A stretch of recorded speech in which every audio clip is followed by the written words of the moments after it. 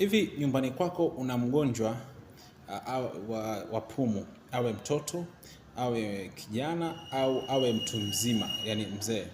Sasa kama una mgonjwa wa pumu na inakuwa inambana sana mara kwa mara, nafuu yake akachome sindano, na maumivu anayoyapata ama inapombana unahisi ama zinatoka zile sauti kama filimbi. Sasa hii dawa ninayokuelekeza ni dawa nzuri sana ambayo itampa unafuu kwa haraka sana. Hebu tafuta majani ya mkwaju, asali pamoja na tangawizi.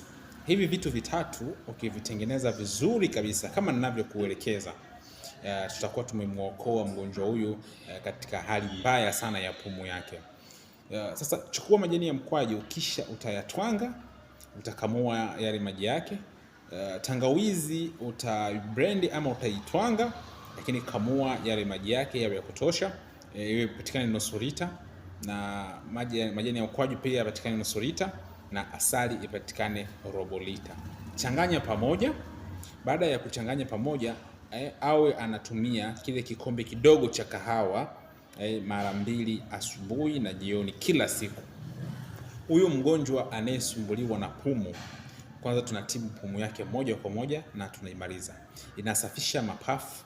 Kwa wale wenye changamoto ya kupata pneumonia ya mara kwa mara, hii itakuwa tunamtibu pia vile vile. Kwa hiyo tunaweza kutibu pumu pamoja na pneumonia vile vile. Kwa hiyo atumie kwa siku 14 mpaka siku 21. Asali, tangawizi na majani ya mkwaju ni tiba ya pumu. Yoyote yule anayesumbuliwa na pumu, basi ana uwezo wa kutumia vitu hivi na ikamaliza moja kwa moja kabisa. Nikutakia siku njema. Mimi ni mtaalamu wako ninayekushauri kila siku kuhusiana na tiba za asili.